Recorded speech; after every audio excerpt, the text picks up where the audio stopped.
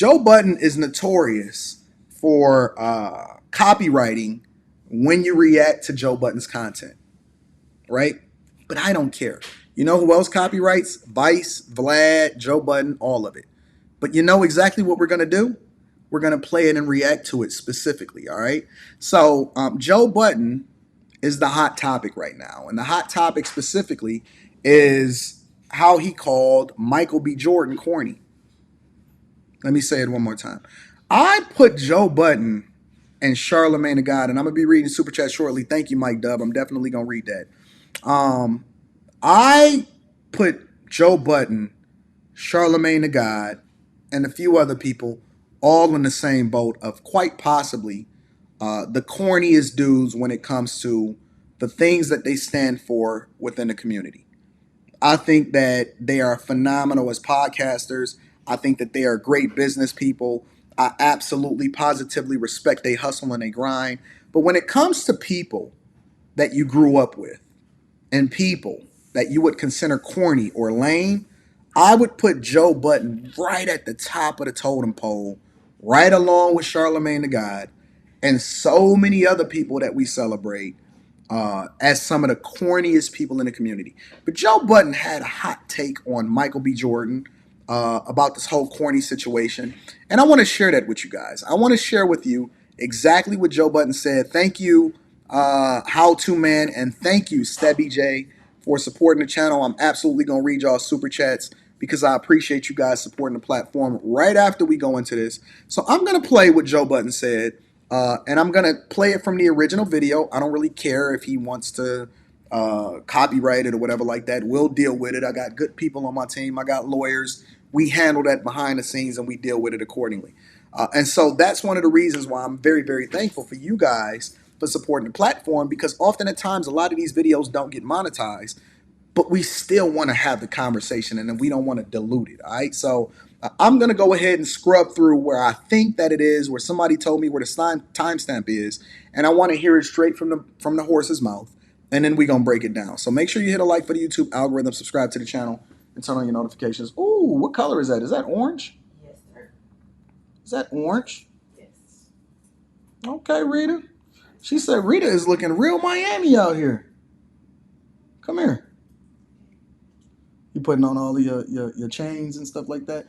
Rita is so Miami that she got the colors and she got the you know how the Cubans wear all of the chains and stuff like that? I see you. Look at her colors, y'all. Look at her colors. Wait, where's it? It's right there. Oh, right there. Hey. So that's the person that tries to halfway repair me when I'm getting done fighting all of my battles on a regular basis. For those of y'all that's not familiar, I've been married for almost 2 decades. I got married when I was 22 years old on June 19th, 2004. And I've known Rita since I was about 14, 15 years old. So that's the person that puts me back together often at times that y'all don't see behind the scenes and holds me down and makes sure that everything is good. So let me go ahead and get into the video. And we're going to get it popping. When I say I'm absolutely the thing that I advocate for, my life is a reflection of the thing that I really advocate for on these people. Michael B. Jordan, he's back at it. He's back at it. He did the red carpet. She's some girl. They don't know her. Just because you know her does not mean that she's relevant in the eyes of the people. Listen, with my little, what is this? On this channel, I got, 116 as of this recording of this video. On the Anton Daniels channel, I got like 155,000 subscribers. Thank y'all for the cash apps. I'm reading those shortly.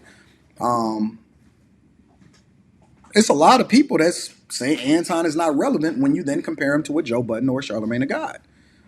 Just because you think she's relevant because she's your friend, and this is where you start to see the simping, ladies and gentlemen. Prior to him having his take, this is where you start to see the simping. Because Joe Budden will do anything, literally. His history says it. He will do anything in order to get the validation of women. Anything. Won't actually marry him. Won't actually be a reflection of the thing that he would want women to subject themselves to. But he does the same thing as Charlamagne the God, the same thing that Dr. Umar Johnson does. He panders. He's a pander bear. And he will go against his own brothers for somebody that stands with a box in between their legs. But let's continue. I hate when you sit next to somebody and they say the fucked up shit, but you end up with the blowback all over your fucking face. They trying to justify the bad behavior. Let me say that again. They're trying to justify the bad behavior. When you see the clip and when you see her interaction with him on the red carpet, her and her friends that were a part of a group of people were labeling him, looking at him, and seeing him as corny because they didn't have the foresight and they can't go into the future to be able to see what he is going to become. Because if that was the case, the majority of these women wouldn't be having babies by Pookie. They would be having babies by Michael B. Jordan very early in life. And so what he's doing is he's setting the foundation for him to be able to justify her calling him corny. Some of the other shit ended up on us though. Like, pause, but like. Pause. Yeah, pause. Yeah, when you was pretending to be bisexual. Why would a grown man pretend to be bisexual? Let's mine that out for a second.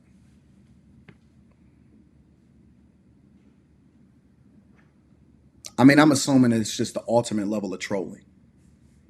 But why would a man pretend to be bisexual? And more importantly, why are grown men still saying pause? I'm going to tell you why. Because we've normalized the idea that we're in fear somehow of gay people. And nobody's scared of gay people. That's what a phobia is.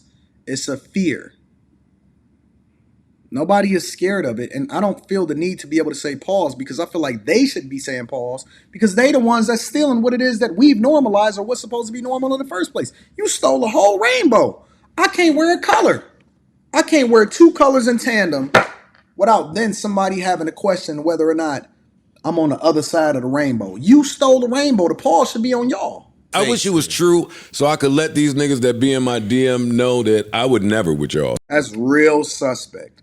But we all know that Joe is scared of cancel culture, and so he's always going to say the thing that then massages the egos of the people that's in power, even though he say he stand against some specific things. But let's continue. Imagine if I sucked a dick.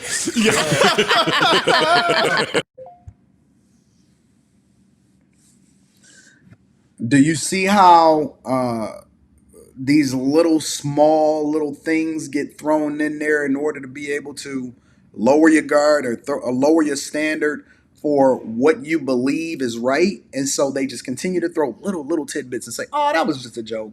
Oh, that's nothing. Oh, we was just trolling or whatever, so on and so forth. But what they're doing is that they're slowly helping you to build up a tolerance for what they're looking to normalize within our culture so that you start looking like the fool according to what everybody else has conditioned themselves to see, and that this is supposed to be cool. This is supposed to be normal. Listen, it was just a joke. What are you talking about? Joe Budden just talked about sucking dick. But now you're supposed to look at, now when you call it out, it's, you so over. Bro, it was just a joke or whatever like that. But what they're doing is they're conditioning you. Last night we had a show on the People Let's Talk, and it was specifically about brainwashing. It was specifically about brainwashing. This is a method that is being used to brainwash us in order to feel like this is normal amongst men. Men don't talk about sucking dick.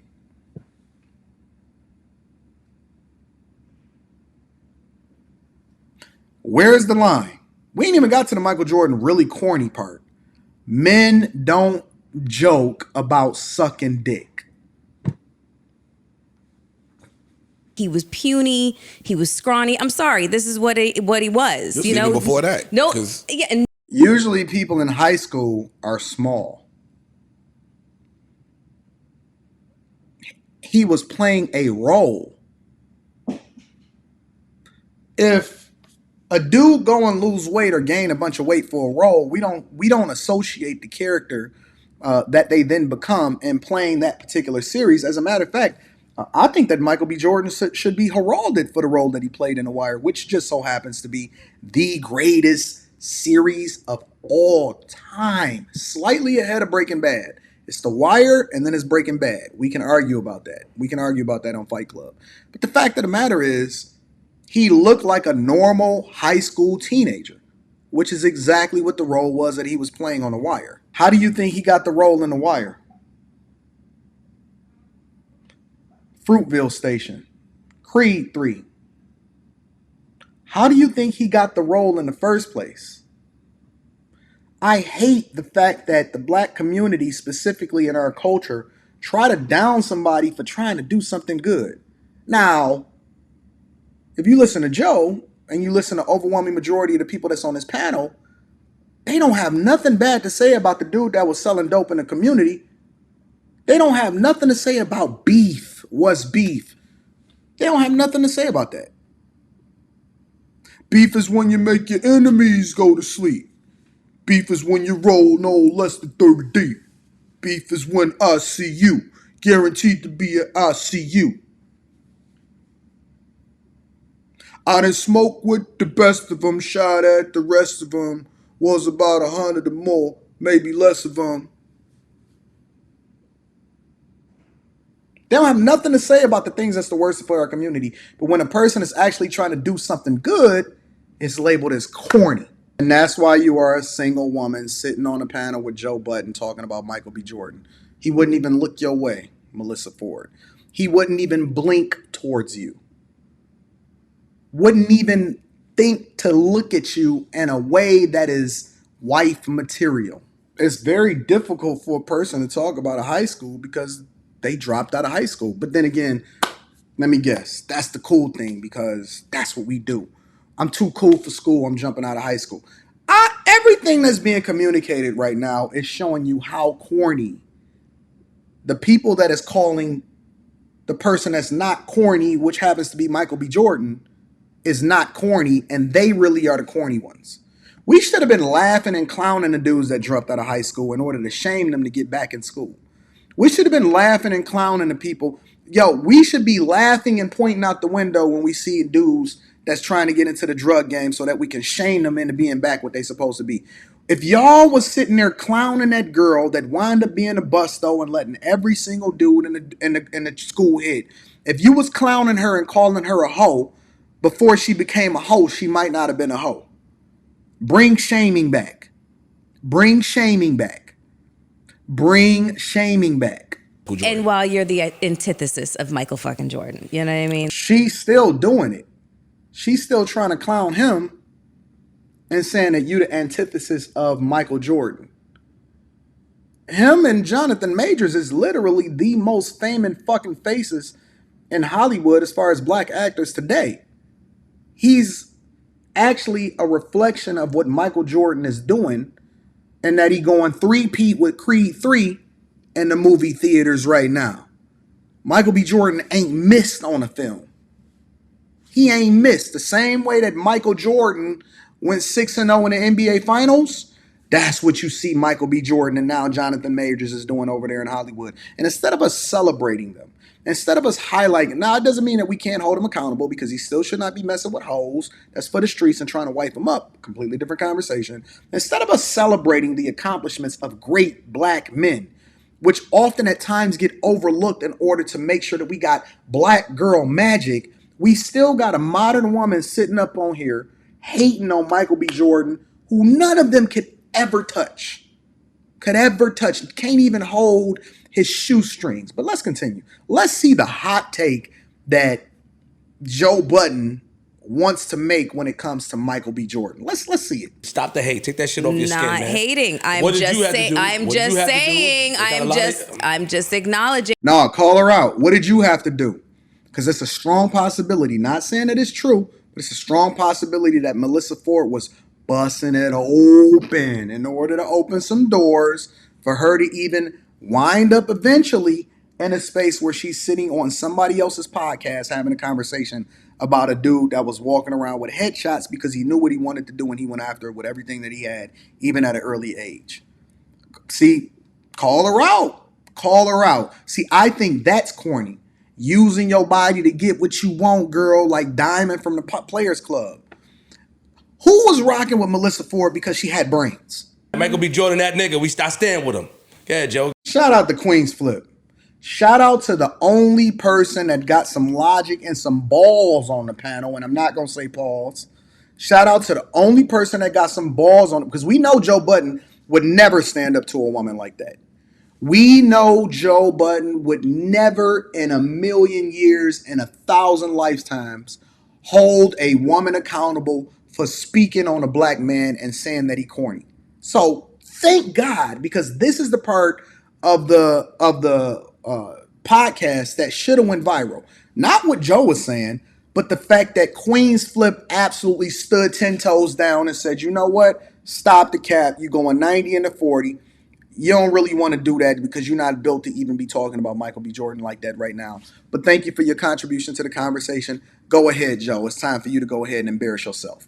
I wish I was doing that interview. We seen the type of interviews you do. Migos almost mollywopped you and dragged you through whatever award show that you were standing by. Thank God that they had security and academics was there in order to smooth things over. But please stop talking like you was tough. You not that. What are we talking? Thank you, Jesus, for past footage and the internet, for being able to show us what you would have done if you was standing there in front of Michael B. Jordan. You the tough one. I wish I was there. I wish I was standing there in front of Michael B. Jordan. Boy, you almost got beat up by 3 dudes that was dressed like Prince. You almost got beat up by 3 dudes that was dressed like Prince. Stop the cap.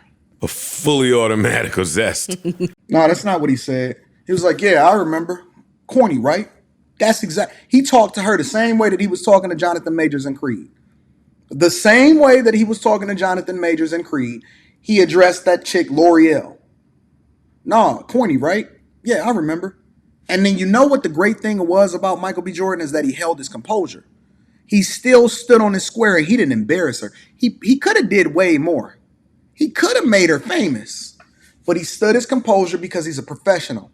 And because the thing that you think is corny is actually the thing that's real. He held it. He ain't say nothing. He ain't had no zest in him. He wasn't standing with his hand like this or nothing like that. He wasn't doing the thing that you did and that you said you just mentioned about sucking dick. He ain't do none of that. He stood there. He said, yeah, corny, right? No, I remember. Okay, yeah, let's continue with the interview. That's what he did. But okay, go ahead, Joe. Get your hot take off. Let's see how Joe, because I will tell you that Joe knows the internet. He knows how to podcast. It's the reason, and I'm not going to take nothing from what it is that he do. He's absolutely positively on point when it comes to putting out good product and entertainment, and he knows how to get the audiences juiced up. He's great at podcasting, but he's absolutely positively dead wrong when it comes to having this conversation. You are corny still. We're going to go ahead and just stop this right here, okay? Because, just because a dude don't whoop your ass or display some level of masculinity that you can't even rise to, or he not getting caught up in bullshit, or he not selling drugs to his community, or he not wearing Timberlands every day and he decide that that don't mean that a dude is corny. It means that he's a actually dope person that understands who he is and is not trying to be like everybody else in order to fit in. See, Joe was corny because he wanted to be a part of the in crowd and he was doing things to help himself fit in, and he wasn't even really built like that. Corny is a slight. It is a negative connotation. It's the reason why we're having this conversation today. And there's nothing corny about what Michael B. Jordan has accomplished, how he's moved. And just because he didn't move off of his square in order to justify some of the dumb shit that y'all be doing, don't make him corny. And you're not going to try to clean it up by then saying that corny ain't a bad thing. It is. It's absolutely bad. And I think that Joe Budden is probably quite possibly cornier than anybody that I've seen or what I've seen even Charlamagne do and say as a result of having his take just so he can try to get people to be able to tune in more and tap into what it is that he got going on over at his podcast. It's a phenomenal podcast. I'm never going to stop that. I'm never going to not acknowledge that, but I'm objective enough to call a spade when I see it.